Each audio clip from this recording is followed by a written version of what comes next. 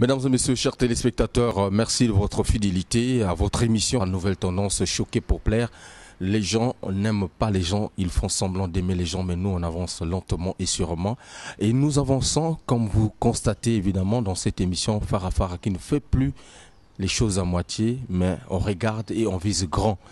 Après Pointe-Noire, nous sommes là, de retour à Brazzaville, toujours dans l'action essentielle, l'information qui accroche, l'information véritable. Farafara, Nouvelle Tendance, choquée pour plaire, travaille toujours avec la grande équipe, en tout cas qu'on a toujours rendu hommage.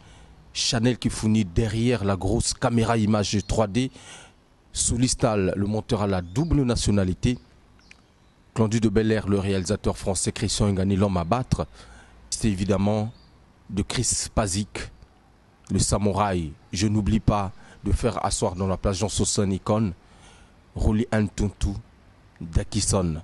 Voilà, chers téléspectateurs, Farafara Nouvelle Tendance, aujourd'hui chez Pavillon Nicolas, notre place habituelle, le rendez-vous le plus idéal pour rencontrer les artistes, c'est Farafara Nouvelle Tendance. Nous allons recevoir, chers téléspectateurs, Julien Antonio Okalanzambe, qui a dit que Akinango, Kokoma Mopila, mais il sera là dans cette émission, vérité, rien que la vérité. Pourquoi il est revenu? Pourquoi Azongi? Pourquoi Aye Nakatia émission Farafara Nouvelle Tendance? Baloba qui a côté Mopila, Akomi Mopila. Est-ce que c'est vrai? À Tikindoule. Doudou Kopadomi est rentré, il était à Cape Town, en Afrique du Sud. Nakatia émission, ba image ezali. Parce que Walo Bostino Wala sera avec nous pour nous donner quelques news. Farafara Nouvelle Tendance, balobi que Motazo Tambola n'a beaucoup le pangoté, mais acte de naissance et à moto. Azo Tambola n'a acte de naissance et à bateau. Mais ils a y été. Mais Agolobake Ezalakaye. Parce que il avait dit que c'est lui qui a été à l'origine. Et il est là. En amont et en aval. J'essaie de koufa. Tout est toujours. Impression de ça, c'est Ali. Mais Nabanzela, tu veux que Bakutani. Mais est-ce que ma solo Gokene Musika, chers téléspectateurs, images et commentaires dans la émission Farafara Nouvelle Tendance. Je change la voix. Vous avez compris. L'homme, c'est Ataya Mokondi. Il est là avec nous, mais dans une autre version à découvrir Ataya Mokondi. Je ne sais pas s'il est devenu manager, mais derrière lui se trouvent des charmantes dames que nous aurons le plaisir de vous présenter dans cette émission Farafara Nouvelle Tendance. Mais, Kwenje,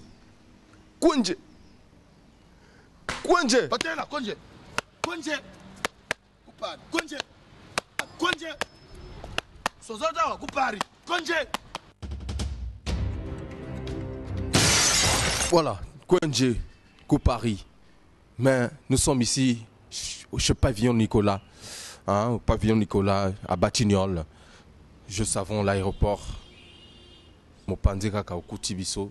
Le vieux lumière, Patoupaka. Le vieux lumière. Jodé l'écoudi le maximum. Sylvain Ondé, mon capitaine, Abel Tambakaya à Pointe-Noire. Tosuki Kuna. Mais Toyamba. Au Kalanzambe, il est là dans cette émission Farafara Nouvelle. Topé ça y est honneur. Topé ça y est place. Parce qu'elles ont mérité. Julien Antonio. Tout en blanc. Vêtu. Le cœur est blanc. Mais est-ce que l'homme est blanc? Oui, l'homme est toujours blanc. L'homme a été toujours blanc de l'ancien des temps. L'homme a toujours été blanc. Julien Antonio, dans mon sayo, la fois dernière, que Toko Yambayo n'a pas émission, mais tout ça, moi tourne ma langue to zongi. Mais finalement, j'avais l'impression que tu as un important. Mais on est au croisement, dans l'école avion.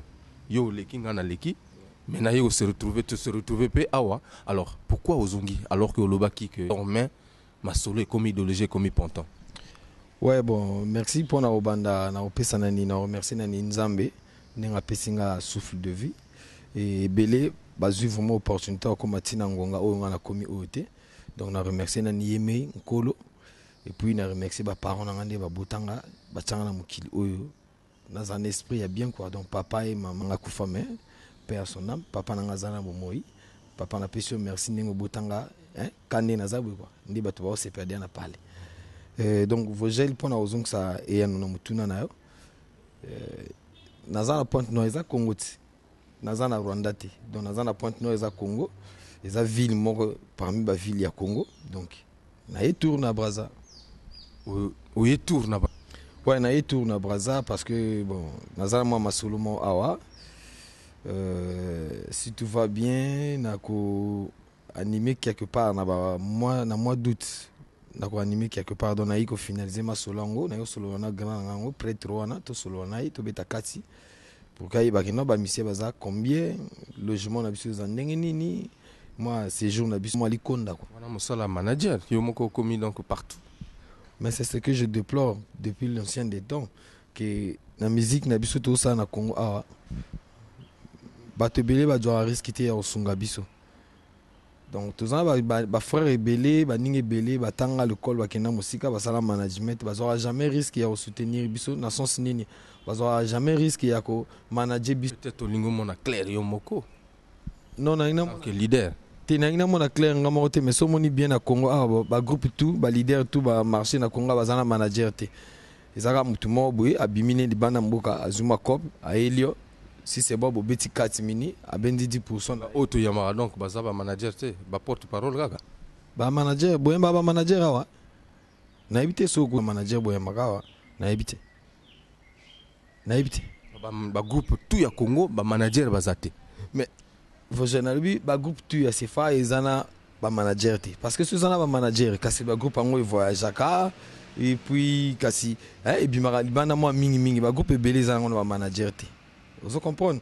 Ils ont acquis beaucoup de mutu moko boye afongwa mana kui a okinene soit na mboka moko boye a monike a balé la groupe moko boye a ebo beti 4 mini 10% et kui boelia na éviter ceux qui na lobi mabe so na lobi mabe bolimsanga na ebi na mona mutu mota bimi na télé awa albi ke yaza manager ya tel groupe ou bien manager ya leader tel mais manager ke nini asa mema quel contrat mema orchestre wapi. Je sais pas. Julien Antonio déjà tout ça là bilan il y a album na yo kweme album oyo Toyoka mais les autres kozongi langote parce que après album autant à moi ba concept moko Junior chante Rafa juste après Julien Antonio s'est retrouvé à Pointe-Noire au monique terrain on dirait il y a Brazzaville et comment il trop moto to za ko kokango lisusu Omi batami oké na malwango. Vogel ma belo to longa okala ma belo ba kona ngo bisoti. Ba musique à Congo. Ba mona ba biso, hein, ba mona ba frère na ngam susu. Hein, ezati comment nete na bana rolobela ba comme na bango chaque émission quoi. Ba mona ba frère na ngam susu tout. Mais naza motema oboto na lobela toujours ba comme na bango ba musique à Congo tant ba musique à Congo. Bamona ba biso ba Junior, bamona ba Kevin Mbenga, bamona ba Roga, bamona ba Doudou Kopa, hein, ba Delko Bukari, ainsi de suite. Moi bato ba sala ba kombo quoi. Biso nde mutoto sala image ya mboko na musique. Parce que so ke libanda na libanda mboko comprendre que likambo Julien Antonio lobaga azana raison parce que na libanda mboko beta mamiga extra musique na patron de star mais des stars o ya lelote ya kala et beta ba patron de star ya kala. Vous comprenez? Donc si on peut voir donc vous marquez histoire na époque wana donc ba yebela bino et puis époque wana quoi donc na système en nostalgie il y a pas d'époque na musique ceux qui comme na époque donc ceux qui bon donc totika mais na minute est-ce que vous en toujours mais na za toujours le cadre oyo ndenge bozalaka vogel oyo na ponto sentir gaz na za toujours na za c'est que tant que tozo moni musique to sala et le romo boye et nzamba pesi yo pouvoir moko boyi mais tant pesi yo pouvoir ngo zaki yo moko tozaki na baninga oso comprendre ezali ko na chikit hein na chik to bana débutant CP2 C1 C2 CM2 6e ainsi de suite tiko ko ba université ko vidéo ko ba doctorat ba nini oso comprendre mais tant ozo poussa na bango est-ce que ba ninga na yo kotana bango député bokutana bango na terminal bokutana bango na terminalité parce que ntik ezo avancé donc musique ezo avancé ba technologie lelo ezo changer du jour au jour donc faut tout le cas ça c'est comme musique et ça vraiment professionnel pourquoi parce que au moni na choisir nzela mususu nazo sa sous musique na genre auto sala te que y a ba groupe groupe kingani non ça sous musique on a te mais pourtant aucun groupe na Pontenoy ouais ça va petit nanga et baza groupe d'accompagnement donc baza libre au sala tout au balingi basala attends ça kinini groupe Julien Antonio to pas trop de stars de Julien Antonio non groupe Julien Antonio pas trop de stars là tanga de nzoto parce que quand on parle de patron de stars on va directement Julien Antonio bato misusu tant de ba patron de stars ba patron de stars bato misusu ba komo yeba na patron de stars attends donc si aujourd'hui on peut dire que selon toi pas trop de stars oyo yayo eza lisusu te mais comme groupe ndé patron de tout le monde a ba fiche patron de stars ezalaka mona na fiche mona ba komo patron de stars de Julien Antonio te ba komo patron de stars te ba komo Julien Antonio premier album solo ba komo patron de stars te mais na ba concert ba banderole les ala oui na ba banderole faut qu'on parce que au moins dernièrement c'est au moins na zo comme na ba banderole patron de stars ba na comme Julien Antonio de patron de stars vous comprenez pourquoi na zo komango parce que yana bato misusu moni ay mboko kasika dernièrement na beta na la détente ve nanga que je salue en passant ya Gomez de Makanda respect ve nanga vi nanga so nsanga na banderole abi comment yo tiki banderole komika Julien Antonio bato ba les gars bakasi brésilien moko zo beta oh fallait comment patron de stars bato le ba yo patron de stars Julien Antonio animateur na bango wana ba on comprend déjà que ezayo donc so mona ba banderole na ba concert na tchaka mabongo na bato ba c'est comment dirais-je vous se rappelez que ezayo facilement direct quoi que eza Julien Antonio parce qu'il faut qu'on marque comme moi il y a Julien Antonio en tant que yemoko sans patron de stars oui mais maintenant ce que ma cantique ça lelo on a zolo baketo ça musique professionnellement eza ko luka ko sala ke to bim to longwana ni image moi patron de stars parce que bon oyebi vojali kamo no yebi sango na télé bato belé ba kansaka ke to zala toujours ensemble ti lelo ezana bato belé ba grand belé sina kutana bango même na ba ponton ba dolizis na kutana mais petit ndeni to leka na jour na chez bino na diplomate ma ebite ke ya chez pire ngambo menga vous comprenez bazo boulé kake to zala parce que na ne lourd de stars vous comprenez na zane lunga patron de stars donc siko les londe na libre maele o na zui na mosala o na banjango depuis 89 telelo na lingi na changer moi ma solo vous comprenez ko changer moi ma solo dans le sens que na yeba na libanda ya mboka na image du soute que non azara star na image que non a musicien a sa carrière solo. Alors très bien, idéologie objectif ezawana pour na année à venir mais au poni concentration malowango o balobaga ça cimetière et abandoniste. Est-ce que tu penses vraiment départ wana to ko changer le poso ya sika ko travailler par rapport na milieu wana au poni Pontenoy ouais na okoka parce que na poni Pontenoy moni bino tambo lo ba ke ponto eza cimetière sta ponto eza potote poto ne moteza cimetière basta parce que soko mina poto faut ko beta kayu faut na ponto to beta kayu hein ponto ezaka braza eza musika te so 512 km eza musika te ndule baloba ndule ponton et sukana mayombe. Heureusement moi Royal Ka comme côté ça idéologie ti ba côté fort na sepeli fort na sepeli fort ndenge lobi Royal Ka ya président Yves Saint-Lazare mbote na musika wana tobeta mini wana batu nanga kwa famille nanga sika ezo comprendre ba président Yves Saint-Lazare wana ba famille nanga ya sika na monde makambo ezo comprendre mais oyebi tozan petit na chose na ponto caprice dikono oyebi tozan petit na chose Valon de Komodo oyebi tozan na président na Zuluba de King Move oyebi dans musique a ponté sukaka na mayombi te Zuluba da yaro zo tamtam ezaki na brazati ezaka na ponto ndor ezaka na braza akenda kut dans longue ponto ay awa à côté avion aki wando dans musique a ponto et longue ponto et kati mayombi et ko na braza et koti sous pepo et kati forêt équatoriale beti ba côté ya wando ko zo tamtam dor donc musique a ponté kufate non na yebi que musique surtout parler na ndule to mon ndule na aspect tout kota bar ozoyoka ndule ya pontono azobetama bakoto oyo mais bandule mosusu toyebi eza bandule ya TV na radio esuka na TV. Vogel omoni masolo ya musique soki tolandika masolo ke musique ebetaka na bar à la longue tokotika babulongo parce que faut pas musique ya pona nzembo na ebetaka na bar soki tolobi musique ya bar na TV ezoleka na radio ezoleka mais bar mituna yo beyano yanga tokende voilà donc soki tolobi ke ebetaka peti nango tondo nayebi te soki atouche na BCDA ou bien na SACEM mais musique n'est pas na bar elle est na télé petit nango tondo ça fureur na Brazza Congo mobimba zo beta partout vous comprenez mais musique wana manque ya soutien o bato bako soutenir petit wana et ça que musique wana est la musique monde nationale o musique fait à l'international donc OK na Abidjan ezo beta OK na Dakar ezo beta OK Paris na ba boîte de nuit tout ezo beta donc pendant ce que ça la musique ezalaka ya mboka te Niang moni kenabi na changé ma solo. Na auto ibso likamna mnoki na obenga ata na kavla na obeta plan mobi. Pour ko informer bato ba yebake na bimisa maxi single. Donc mo pikiliki chikota 2 makolo. Big D donc grosse affaire. Donc na sala ngona bato tout ya bien. Ngai na boyi ma polémique Vogel. Na bimi na terrain wana. Donc na za sou musicien oté na na télé. Na chrétien les bateaux na bimi na terrain na do bateau ba yebinga na masola au chrétien vraiment bobo sananga parce que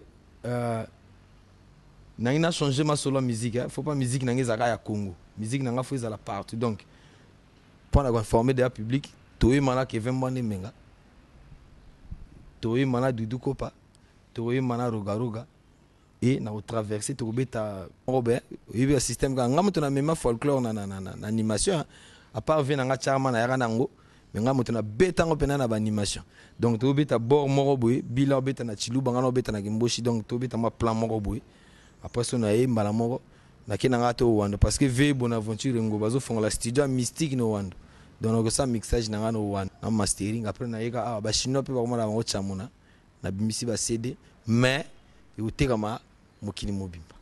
Merci en tout cas, chers auditeurs, chers téléspectateurs, permettez, ou également, c'est parce qu'il y a une version audio de cette émission sur la DIR number 1, 92.2, c'est la fréquence numérique, hein, c'est la version audio de Phare à Phare en nouvelle tendance. Tant Julien Antonio Lobi n'a tiki polémique, parce que, bah, yebi, et to yebi. Bah comme au chrétien yopé na tiki terrain parce que mon niveau gel tozoko la ba mvu les opusana faut vraiment que ça la makambo oyo eza kokana na mvula na yo vous comprendre vos gel lelo makambo yo zala ko sala na 87 lelo sala ngo souté vous comprendre donc même si ba chrétien nga moi vraiment côté wana za souté hein parce que ngai na nina sala lelo moko boye bato ba comprendre que na Congo ba mission to yo kanaka malgré tout yara na télé et ce que ça dit constat polémique en mingi za ba musicien na biso mutu basala ngo ba leader jamais ba na télé ba chrétien ke ba ninga ba finga ba ninga eza mingi ba musicien na biso mutu basala ngo donc pendant ko bomelo wana il faut tout le monde la musique na sens nini regarde un album na zo sala ako binga nga Antonio mais au quotidien moi sika mais na préféré obetanga ta moi des animations mo ba tembi po na iba qualité na yo na kosala nanga et asengi pena leka na clip na oleka nanga na osenga rien mais na osala batuta mon oh mais regarde oh Julien tu n'as pas tout de ça ah dans ma mission ba yo kanaka et go permettre pe ba autorité na biso ya mboka tant ba mona te osa bloc bongo va comprendre ah ba petit don ba suna ma bloc buzo baté ba petit ba mo comprendre ba mo tia ba ninga photo tia ba ninga poa donc so na moni projet il y a le villageois Palma Dati po izanango normal oyo projet ya nani Palma Dati pour le villageois projet nezani ayesa musique projet nezani que azongi ça pas trop de stars ndenge ezalaka favelas ndenge ezalaka parce que les lots ah là non alobaki aye alobi que yo okomi chauffeur à taxi na ponton mais c'est bien faut pas tout le chauffeur à taxi hein aima taximan non ya musala mutu eza musala mutu faut pas tout le chauffeur c'est vrai donc azana raison na koloba que non yo komi mopila omoni tikindule vos wani za ba petit musicien Vous comprenez? Patela, konje. Konje. Kupari. Konje. Kupari. Konje. Sozota kupari. Konje. Tala biso to voix ba mbiaka na musique à Congo. Vous comprenez non? Dans ce longoli époque va vieillir. Donc après donc kolongaka donc banda va faire no mabala te biso. Biso to ba mbiaka na musique à Congo. Donc peta ega lobby na 6h donc midi na ne betité. Hermo baye a chrétien vie. Monte tango peta zo kaska que vient na gaz. Son na chrétien vie comme via za mota pole via o luka zongisa pas zo gaz ngape na zongisa le hotel na même taxi c'est bon ya musala moto. C'est bon, il y a une photo. Nana Kigalite, nana ponton. Ce gars a un billet au foot avion, à côté train, il y a 12 000, a un ponton, a filmé, nena même taxi, a une image preuve voilà puis. Et ça te guère mobile. On a vu vos gens, on est venu pour ça là. Bino va leader. Il y a médias absolument donc. Ils habitent ils ont des binondé bandoulis vous avez la TV copé ça biso ba information mais biso tout ça sur le terrain tout le monde on a le bélo on a le bélo comment ni ben mission non vraiment na ibni na ko lobaté mais faut que baka muto nani ko yamba une émission et puis motango ce que so moni que motango a lo ba makambo ko kanina pour na été faut katango. Non, mais biso to kata information te oyo vraiment. Vous avez une pointe noire. Vous filmez ngai. Na likolo na 3e niveau. Allez, ouais, il n'a pas allé. Est-ce que vraiment na ko même? T'as les orgueillité. Hein, ils ont orgueillité. Na le bango dernièrement na le bango pinga na média ya Braza a. Na le bango ils ont orgueillité. Vraiment bato ba envie ngate. Hein, bah moi t'es qu'on dirait na musala orgueil mobile na sala orgueil c'est que na faire comprendre ba petit miso bazo ya na télé pendant ko toucher vie à ba grand ngai na ko sa taxi parce que ngai ba grand frère ba grand frère na ngai ba patron yo ya na ponto mo ko tenga la fanda ba grand frère na ngai ba patron donc ngai quel que soit le condition na katani na ndule ndenge nini na ko tikala jamais ko ma taxi ya quand vanité de vanité toi na télé pendant le blog qui était na robeta toloté il y a le manga ma taxi il y a combien de taxis ngana nango il y a bangala ma taxi du relève chez chauffeur nanga. En tout cas chers téléspectateurs c'était là donc nous sommes ensemble avec Julien Antonio au Kalanzambe Balobi album Ezoya mais eza maxi single to maxi single on ko réunir ba grosse tête ba grosse légumes tout. Ouais, on a volonté en Zambie, on a sollicité. Ouais, mutunanga Kevin Mone Mengadia tout sur l'anaï, on a frère nanga ya Makila, malgré tout changer de chemin, asa frère nanga ya Makila, donc naï déjà tout sur l'anaï c'est bon, Duduko passé bon, ils a famille nanga, Zebira kutuko ba kututi, on a donc y parler. Vous comprenez? Donc batna ciblé batunanga na yebi bato o ngana sur l'anaï bango bien. Vous comprenez non? Mais le reste na négligé bangoté. Papi Bastin, tous aïna ma solo na dernier mois beta ina Hilary, tous aïna ponto, tous aïna ma solo na bon je sais pas alba ina kende Dubaï kosoma matériel. Anga kende Dubaï kosoma matériel au moins au moins un mois na éviter ce ka zongi pe vraiment to solané bien. Donc tout changer moi ma solo wana. Alors il y a un téléspectateur, hein? Il y a émission Oyo Fara Nouvelle Tendance, Tanguy Sondongo, que je salue en passant, a posé une question, mais Julien Antonio, mon aïe sous ça, on a Brazzaville. On a dit non, Julien Antonio a un Ponton. Mais précisément à Pont-Noir, qu'est-ce que Julien Antonio fait? Yo au Salaga Nini, Namaluango. Bien à Pointe-Noire, na même groupe n'a pas la concentration. Et en fait, tant la commune à Pointe-Noire, au moins dans la vie, faut pas qu'on rate que ba opportunité mais sous mon dans la vie. Et ngel batte que lelo ceux qui n'a peut-être superviseur d'une entreprise quelconque qui n'a tique musique, non n'a tique musique té parce que au moins télé za côté moi matsaka et kitsaka.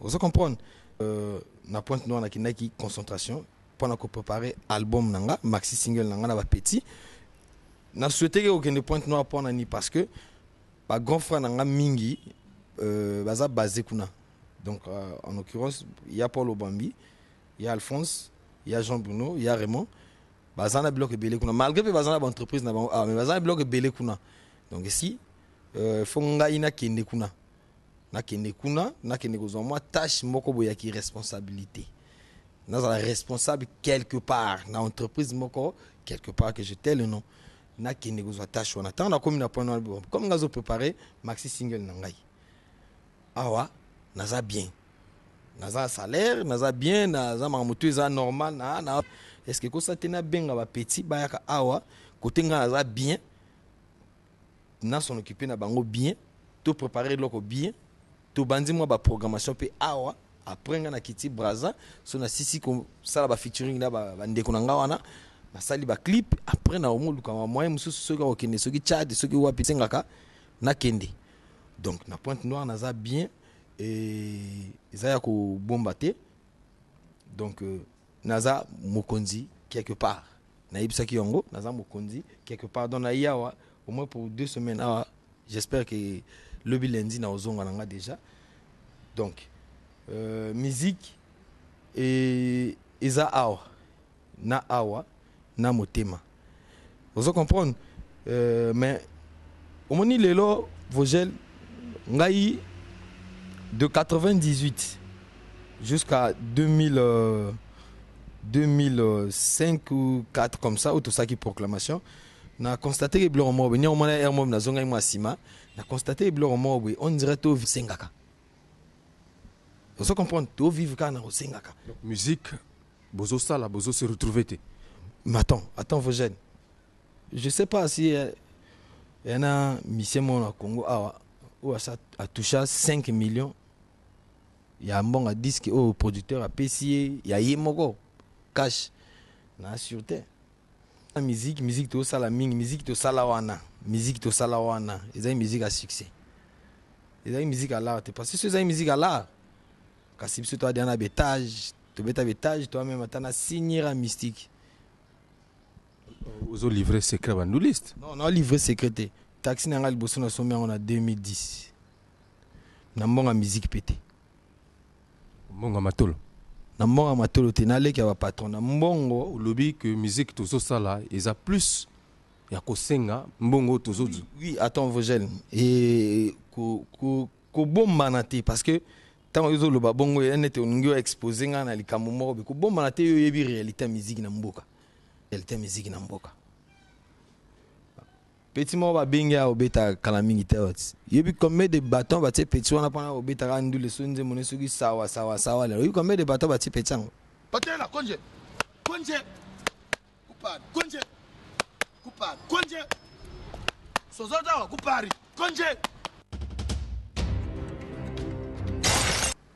ba te ba bâton pour petit wana pour longa Nigeria ko ba mboko ya ba bâton mais elle leur mot ba ko bon ministère sport va payer ça biso masamba débat gratuit bon Roga yoko boudete simbaton Kevin yoko boudete simbaton Gilet simbaton Oxygène simbaton Batifoy di bino pe bon bo simbaton 10 groupes fa na masamba débat va teka billet Camar pour tout tribune d'Echaba tribune d'honneur d'Echaba 5 mbe et retourne na po to ça polémique na télé basaki polémique ya Roga na wira sona nana kufi bato bakanisa ka indrete eli kambali konda mota kufita mais attends mais ozolo ba wana isa ministère te isa particulier unité na ministère motazo sala commerce na ye commerce pe ngona lobi faut qu'on risque que côté katé loko côté l'arrêter j'ai l'attend na vie il faut qu'on risque que ba musicien o lelo bato bazo landaka bango ko kende ko sponsoriser bango ba obeta ba ndule awa ezana bato ba risque pona bango chanson wana o ba pecho na zonga kama pecha nigérien o chanson de bima na 86 oui bango et bima na 86 c'est tout là et comment même pas Congo mais ba remix yango moto atie ba lar na en jeu a propulser pecha ngo a côté na ba réseau et ya eloko zo janga chepso na Congo ba vie na biso ba ninga ko payer ba car ba ninga 4 momies 12 ring hein pona ko zo lar mais toi na ba talent belé na se favoriser na ko sauter tala ceux qui monta meko ba bon ngala du risque pona pecho na fou la pecho akene liboso ba petit ba le belé ko zo le ko petit le ko Juventus ayembaka bien hein petit le ko Kasumbalé ça ayembaka bien ba 1000 étoiles ba ayembaka bien ça na kacha ba orchestre non ba petit Lionel et tout ba ayembaka bien aux yeux petit mo le bon ngala mo fabriquer petit faut que artiste ba fabriquer ke à cause on a voix na maele tout moi c'est parce que tu n'as pas mais donc au four moulega yomoko parce que nazana moto o ya ko ya tanga pota Mutakoya kotsanga po azate mutanga monaka ah pecho sona ke kuna na mo idée après moi moko boy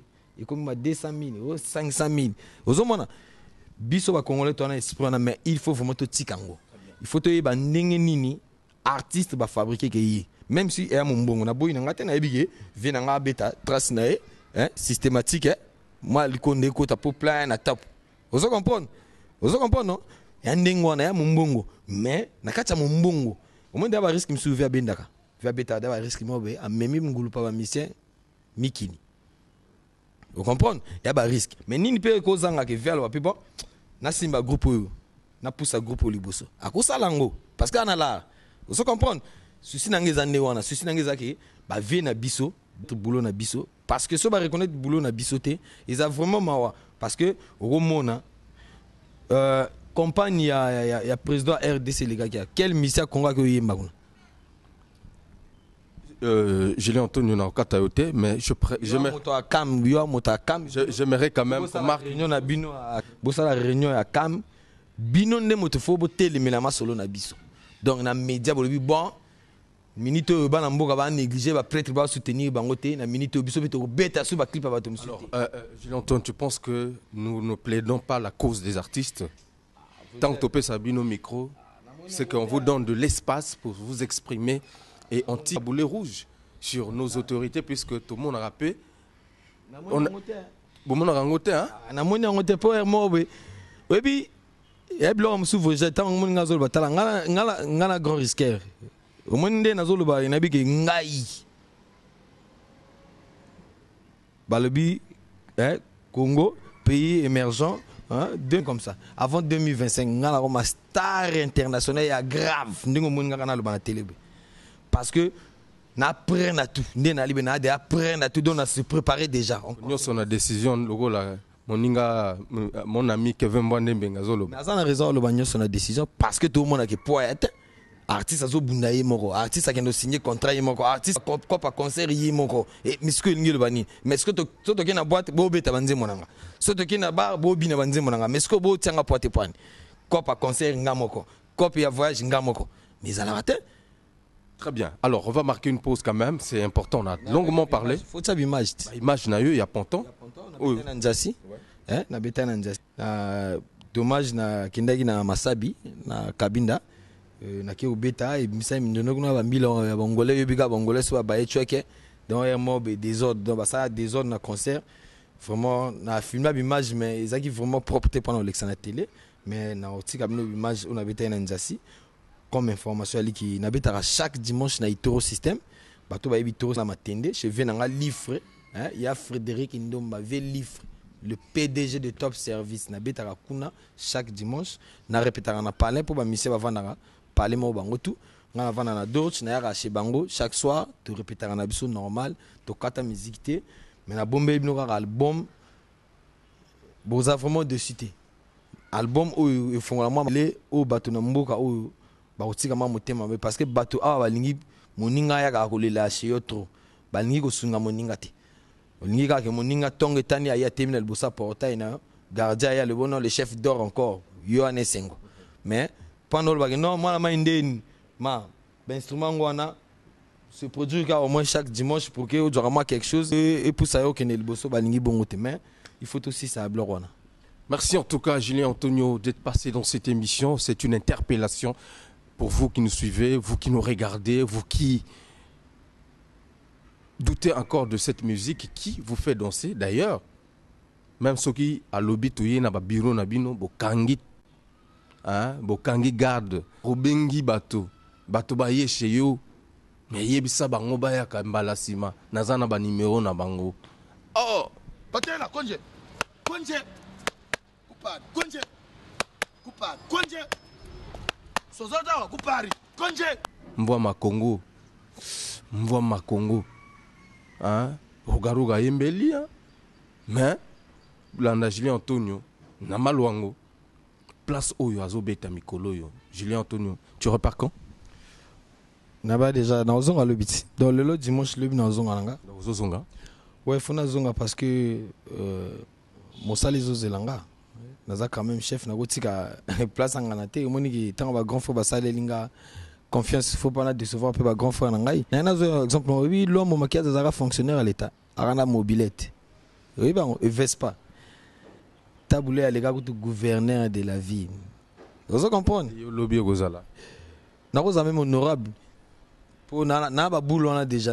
Donc tant déjà n'est pas pour tchotazo bon ça d'abord pour le but Congo pays émergent en 2025. En 2025 on a tout comme on a tinga ba 2017 déjà Mbalamon on a posé da candidature.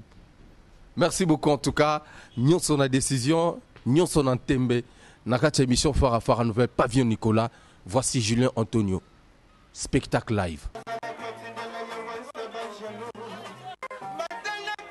Banambota, Mbota Bisongo, Yanchete, il y a Makayabu. Hein, c'est très bien de suivre cette émission.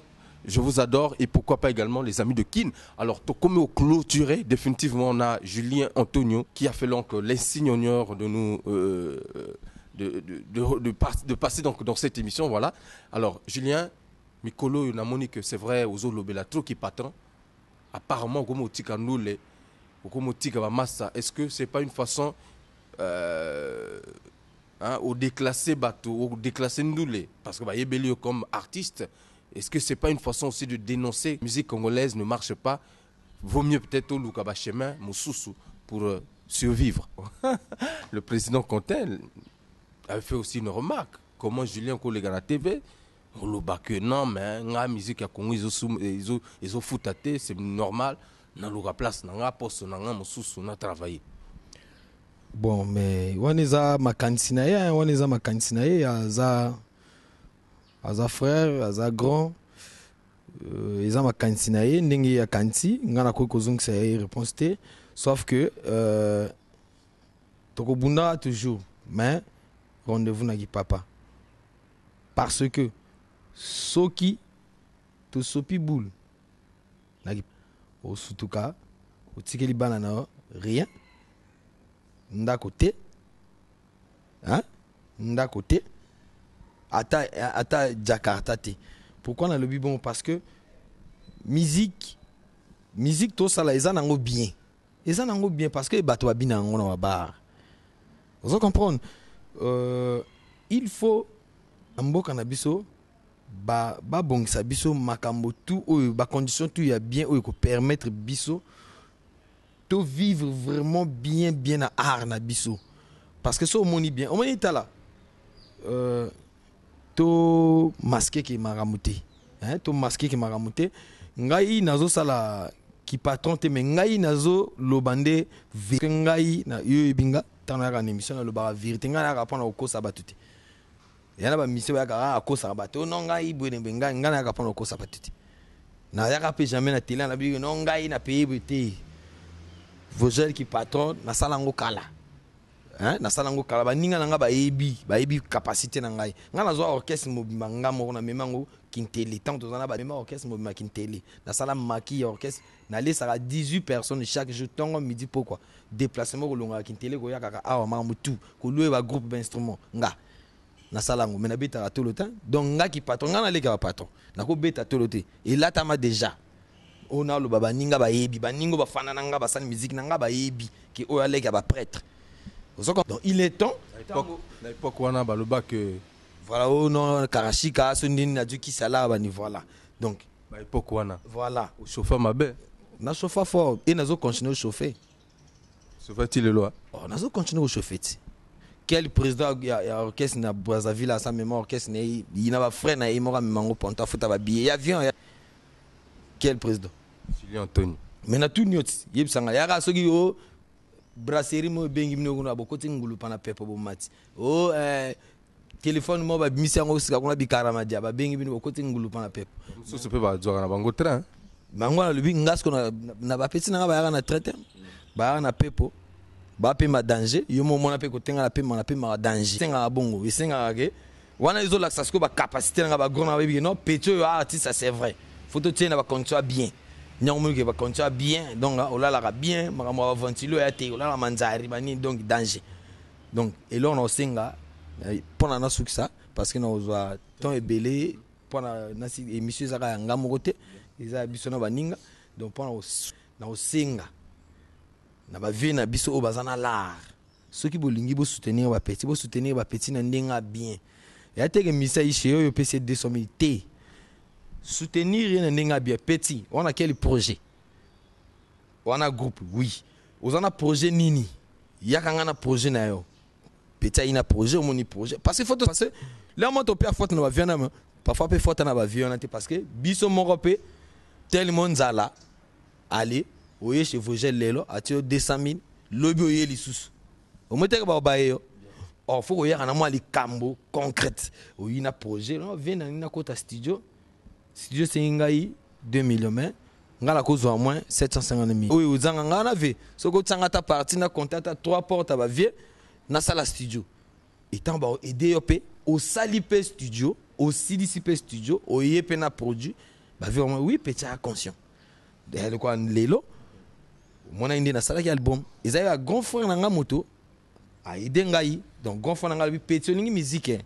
na roche aso continuer peu ko aider na album ezoya voilà karaye na rocha la en jeu na koto studio na biso disque na bolo bali kama ngote aso mission kini kasi bolo bango be mission tout na premier mission na le Congo banda polo kamba tele le premier mission ba tena panoje banda polo kamba tele le premier mission na Congo bataille na panoje mais bolo bango te mais so yaki mini kasi to beti 7 to sala quand même ba émission to la ki ça mutu nanga Vogel yo omon ngo trahi ko yo mutu nanga yo to beta 4 mini donc pour la osuki ça ba vebo aider ba petit na bino to ba petit na bino ba fana nanga bozala de cité nga nazo continuer nanga boulot nanga ndule malgré ba grand fond nanga ba pesinga responsabilité moi mais ba yebi ki na parce que la preuve na ye on a émission mo salate na ye mission ma musique donc nazana mutu mo azo bala awa asinga nga na sala e chanson na sali yango na ye nango ayoki a corriger déjà lundi à lobby na zonga nango ponton na sali yango mixage masterisation tout na yinango awa yimoko tina ngo mikili basali basedi na bango jour à mariage betami eza bongo oya Vogel a mutu na bino landa Vogel te Vogel na polémique mais yimoko nduli ça ba misane ba nduli c'est polémique donc mais bongo oh boy c'est vrai quoi oh ya bongo donc vous rêvez senga quoi Vogel ce qu'il faut mission misusu ba mission non mana oui mana bango faut ta moto faut to ça la preuve à l'appui guitare donc mais petit morbe accompagnateur oyena guitare acoustique awa misa lobi ne yemba ayembi pa potune ba nzemo no yembi oyo na Congo ba yebi yango yo yezo chrétien ba vie mais nzemo no yembi na Congo ba yebi nzemo hein donc na rozo to ebelete na succès na pesa merci na batutu o balinganga soki na lobi mabe vraiment télé matara moto télé kitaka so na lobi mabe bolimsanga eza émission peut-être mbalasima bo sanga ba remarque ba reproche nako zongela souté donc na pesa no contact nanga 06 818 37 84 ceux qui na lobby mabe vraiment bo benganga bo ngalanga bo pesanga ligne mususu mais na makambo vie privée na ngai vraiment beaucoup tangote parce que il faut na sala pe na musique parce que nazana famille nazana ba leki nazana bana na komi kutu na ba petit fils donc faut pas na rêver to surtout kara to la musique ya oyo to sala oyo ya ko beta ba porte ba to telema de 6h à 18h aux rien après ce qui est bimi pe a tigal pe loroté donc ba mbote na ba tutu ba linganga na pesi mbote na pasta na pesi mbote na pasta Chanel Kifuni trop conscient. Merci. Allez la réforme. Mais yo pesi mokito mbote te. Lindalala toujours Nathan. Faut que pesa président mokito Lindalala motema Emeline toi na petit junior. Vous comprenez non? Merci. Te mais yo peut falloir zong sango. Ya ngai nazo fandisa Christian Mokito Lindalala le cardinal de l'aéroport Esaïe non. Ondimiango non? Oh. Bino pe fo bondimango. Christian Mokito Lindala la fo bondimango dans la salle ba tout. Mominanga na palais, on gela Mbara, imtoa sagena danger, Ruth toute la famille, ba masa nanga tout balinganga bo atro belé po mikolo comme so na legiso na boaki de bo mo so ntanga na chombo. Donc na boaka mutute bino tout bolinganga mbote na bino. Merci, c'était là Julien Antonio Kalanzambe dans cette émission Farafara, nouvelle tendance sous le vigilant de Chris Pazik, le samouraï. Mais toi, mais là, mon prima, et qu'on quitte sa bise, à quel niveau élevé? To soit ni moi ebele. Hein? Mokito lindalala, mais la primus. Hein? Mopila na yo, kombo. Ah, faut tu na mopila nanga. Aza déjà nagati. Ah, mopila za wanati. Petit nanga sabata, yimuto akumba chef Mikolo donc. C'est bien quoi. Sabata. Salam, mais mela mon prima.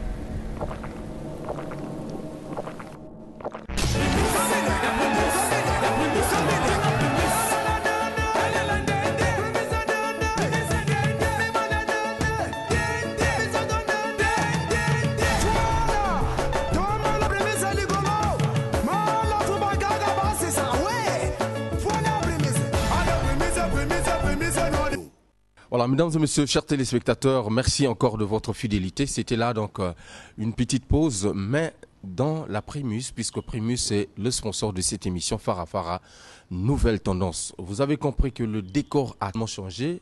Derrière moi se trouvent des charmantes dames, mais qui sont dans une agence, agence de mannequinat. Voilà, la présidente va se présenter. Bonjour, je m'appelle Davina Elise. Oui.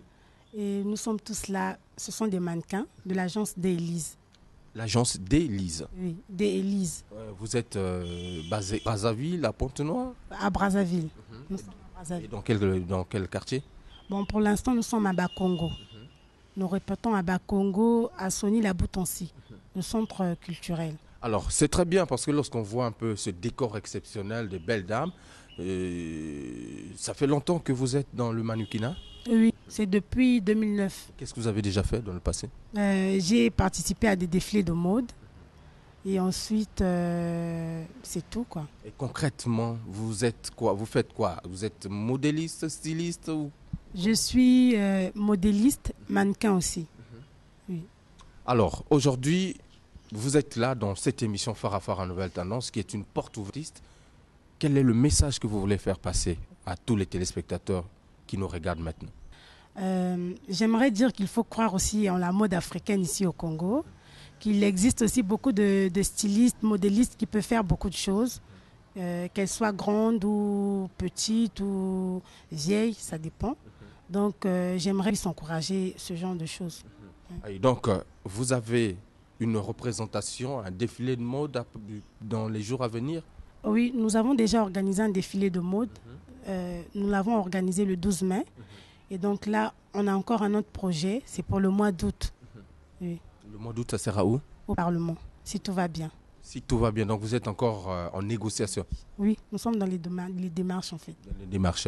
Alors je vais donner la parole à une qui va se présenter parce que c'est normal. Je vais commencer par celle qui est plus proche de moi, hein, de l'autre côté. Bonjour, je m'appelle Resh Massamba. Je suis mannequin de l'agence d'Élise. Bonjour à tous. Moi, c'est Urondo. Je suis mannequin dans l'agence d'Élise. Salut, moi c'est Grace Stéphanie. Je suis mannequin à l'agence d'Élise. Bonjour, je m'appelle Reine Ojambu. Je suis mannequin dans l'agence d'Élise. Bonjour, moi c'est Izzy Samba.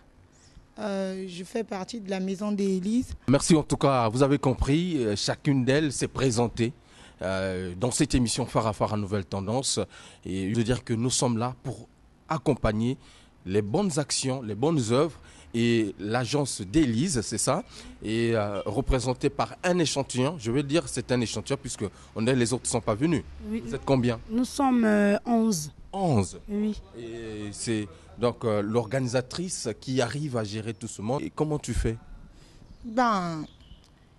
Je fais du genre qu'il soit poli, bien se comporter, parce que certains arrivent avec beaucoup de défauts. Il faut quand même arranger tout ça, se comporter bien. Et on s'aime. Très bien. On s'aime, elles s'aiment entre elles, c'est bien. Nous aussi, on vous aime parce que c'est votre espace. Alors, mais il y a quelqu'un qui m'a contacté hier pour me dire qu'il devait se retrouver avec ces charmantes dames, ces mannequins dans cette émission Farafara. Lui, c'est Ataya Mokondi, qui n'a pas changé de veste. Je ne sais pas s'il a changé de veste, il devient manager. Mais là, il est là en tant qu'artiste Ataya qu'on doit recevoir dans cette émission Farafara Nouvelle Tendance. Parce que quand je le reçois, j'ai devoir. Patela, Konje. Konje. Kupari. Konje. Kupari. Konje. Sozota, Kupari. Konje. Salut. Ça c'est Farafara. L'homme. Pour plaire. Toujours au maximum. Alcoolisé. Toujours le concept. Ah, le concept ne change pas. Ça ne changera pas. Même. Alors, Ataya, je comprends que c'est très formidable. Hein. Alors, qu'est-ce qui se passe réellement? Du cinéma, donc de la musique au cinéma, au management, donc tu deviens... Aïe, aïe, aïe, aïe, aïe. Déjà, il faut dire que dans le palais de l'art, la musique n'est pas le seul habitant. La mode aussi, c'est quelque chose. Et c'est quelque chose qu'on ne voit pas souvent ici à Brazzaville. Déjà, c'est comme on le dit, c'est quelque chose à encourager parce que c'est des jeunes filles qui le font. Et bien sûr, peut-être encore, mais avec l'espoir que ça sera encore meilleur demain. Et on sait que déjà, si je suis arrivé aujourd'hui, si j'ai contacté, c'est parce que j'ai remarqué cette étincelle-là que personne ne voit, toujours pareil. Et puis bon, on va regarder ce qui va se passer par la suite, mais on sait qu'il y a quelque chose de bon qui se prépare. Alors, l'événement, c'est probablement la première semaine du mois d'août. C'est le moment, les dires de mannequin. Réellement, qu'est-ce qui est prévu? Déjà, il faut souligner le fait que c'est la deuxième édition qui va se faire. La première édition a déjà été faite le 12, c'était le samedi 12. Et en début août, déjà, va se faire la deuxième édition du défilé de mode des Élises. La première édition, ce qu'on a un peu déploré, c'est que la maison a dû se battre avec ses propres moyens. Il n'y avait personne, il n'y avait même pas le moindre soutien. Mais bon, on sait que c'est le premier pas. Il a été fait. Comme on dit, faites d'abord et puis on verra. Le premier pas a déjà été fait. Et maintenant, pour la deuxième édition, c'est justement pour ça qu'on appelle à tous ceux qui peuvent soutenir la Maison des Élises. C'est des mannequins formidables. Elles font un spectacle terrible. Prochainement, peut-être, vous aurez les images de ce qui s'est passé. Mais tout de même, juste après, nous leur proposerons 2 petits pas exécutés par ces charmantes mannequins qui sont avec nous. Alors, un numéro de contact pour vous contacter, évidemment. Oui, c'est le 06 626 28 23. Et le deuxième numéro, c'est le 06 658 14 43. Merci beaucoup, chers téléspectateurs. Ataya, tu as quelque chose à ajouter? Juste que, pour ne pas qu'il y ait confusion, Ataya Mokondi n'a pas laissé la musique. Il est toujours chanteur et déjà, on avance un peu déjà beaucoup sur ce plan-là. Il y a des branches qui sont à l'intérieur, d'autres talents, d'autres choses qu'Ataya Mokondi peut faire. Mais en attendant, c'est juste une petite parenthèse, juste pour dire que l'artiste aussi soutient la Maison des Élises. Et ce serait bien que vous fassiez pareil, vous aussi. Merci beaucoup. C'était donc nos charmantes demoiselles qui sont passées dans cette émission. Et les portes de Farafara sont ouvertes. Je pense que prochainement, nous serons là pour vivre de la réalité sur le terrain. Mais avant de clôturer cette émission avec l'élément de Doudou Kopa de Miyamor depuis Cape Town en Afrique du Sud, puisqu'il a pressé la joie un concert exceptionnel. Dans cette émission, à la fin, je vous donnerai quelques images, je proposerai quelques images de ce concert. Alors, on va exécuter quelques pas. Les mannequins vont devoir nous gratifier de ce petit spectacle à travers un spectacle sympa dans cette émission Farafara Nouvelle Tendance.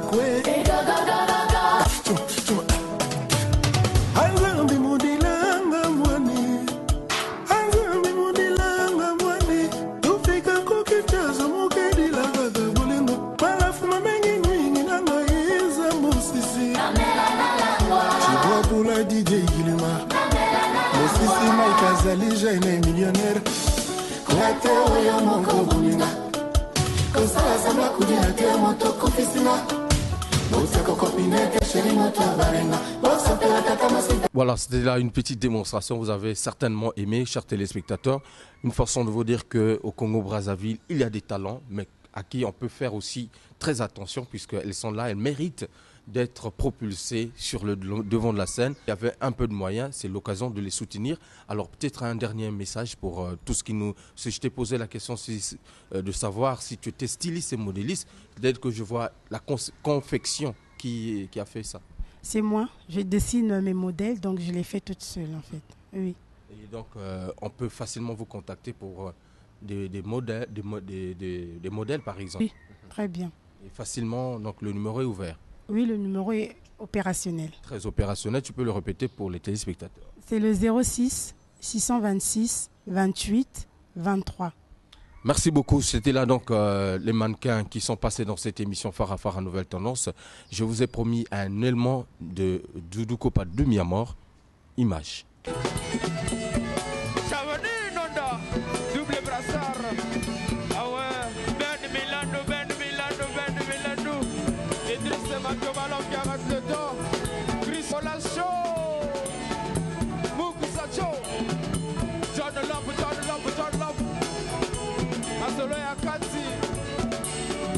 Na sentir que ba sapeur ba vraiment chaud na pour lelo. Bravo boko mingi pona ba sapeur wa. Tani ayo kanga papa lelo na kolela wa. Bolingo na landa kizo kenza la kinango ya reciproque. Nani na anyo kwa mina mokile na nginwa. Eros makaye. Amia valinga kinga tellement que l'amour de mes parents paraissait hypocrite. Les noms nanga abala nga bakiso yonzelie ngara nyinga e kotika ngai tena koya kokwera masenginia. Nul n'est passible d'amour et l'oba Paul Verlaine. Chapelle yo te akinga lela we komi epui. Traité mi abolingo ekumi ngara mboka basusi yo. Nazangi voix de secours atana zela recours. Na bolingo, il y a plus de monde à donner que de recevoir.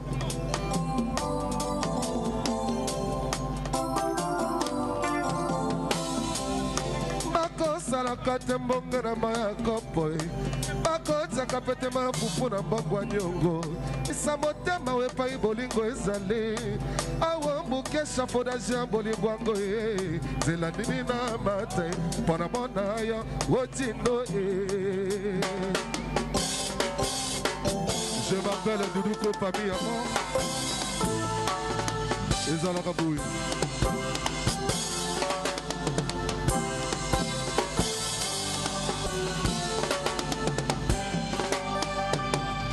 Il y a Florian Yokonomami qui Tanya Yoka Papa Bolela Nansembo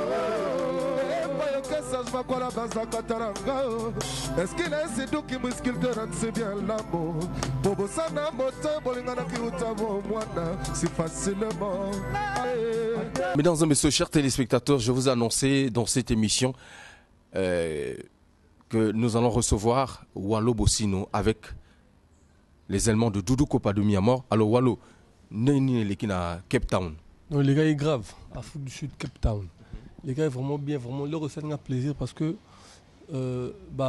sud-africaine, la communauté congolaise, c'est vraiment bien. Il y en a mon côté où bêta l'Afrique du Sud, groupe n'a pas quoi. Il y en a un groupe bêta live.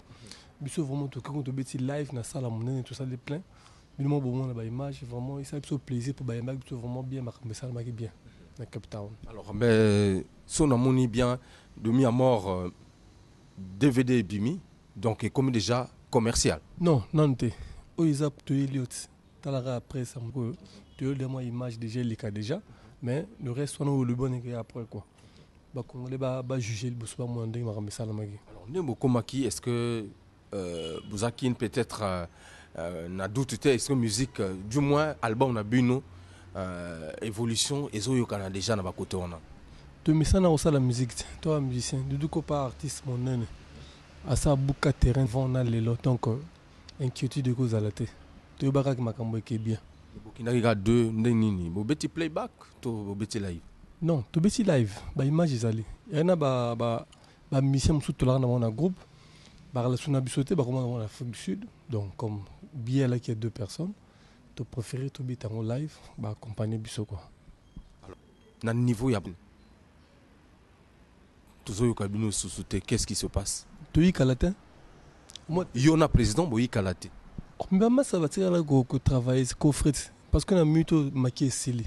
mingi faut tout le la description c'est comme menu du jour tout ce qui bango coffre ba travailler abiso to uti to zongi makamuski mo bana dès le 1er juin oyo tout enregistrement description donc ba congolais tout boza déjà branché quoi bata mabanga bo bengara déjà 06 634 37 88 quoi baninga bazotia quand même bankunga yo odi opportunité président apesio moi espace mbangu te balula malembe molo ye sivite te nazwa gwanda kala bosino ye miokono yo Florian miokono papa yo mama na Jude Mardoché mélodie ngwana wana nzembo nanga quoi merci Doudou Kopa de mi amour mon patron il t'a permis ngana telo rande ngwana titre Florian miokono yango na olobi wana na yembeli Florian miokono mais titre ezana no wana te po eza menu nzembo na nzembo eza donc kandi ba bouillon ngolo musaka banini quoi. Ouais. Alors donc ce début juin au lobby album bandir enregistrement nango menu vous en a combien de plats nagati? Il y en a 10 plats. Il y a 10 plats les comme moto na o ya lingi. Mais combien menu à Doudou Kopa? Soka ko dame 2 fois ka yimo. Ba plat tout ba to separa. Comme na moto mo ga linga liara ba plat tout. Grave. Alors, Wallo, il nous reste pratiquement 1 minute et demie. Qu'est-ce que tu peux rassurer Naba Obazolanda Biso? Mingi. Bah, Congolais, le sage Pudo Royal Azo Sala déjà. À comme sage clinique d'art, le sage Pudo Royal. Bah, bon, on les mati déjà. Pendant menu. Vraiment bien. Bah, Congolais, vraiment beaucoup CP là. Quand ils vont mettre ça dans CP là, bah, Doudou Kopa de mi à mort. Bon, CP là plus grave que ça, quoi. Ouais. Merci beaucoup. En tout cas, Ibanga est atteint. Chris Poiti. On a mis Stanangai. Monaki. Trésor Gassi. Jacques Itumu. On a pu voir Jacques Itumu. On a vu Nanga Motem. Ming Kawana. Merci beaucoup en tout cas, chers téléspectateurs. C'était juste quelques informations parce que bah outil fraîchement na Cape Town, na Afrique du Sud. Et voilà donc un extrait de ce qui s'est passé. Mais prochainement, toko zongela na Mobimanango na demi à mort parce que Masolo et un producteur des en gestation. Tu y habites nana bord. Nana bord. Azad déjà. Hein? Azad déjà. Producteur. Producteur mon année. Hein? Oh, Azad déjà. Bon, pas Doudou Kopa de mi à mort, ils ont producteur rose à tout ça, le choc.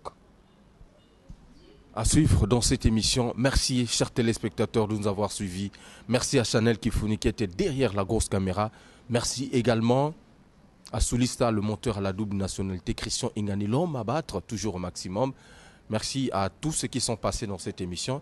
Mais Diar TV International, vous, comme d'habitude, mardi, à partir de 22h, 23h, Nakatia Masolo, Talaga Eko Sala bien, Farafara, au Pessimo Congo, Batungi, Menasima, mon primus.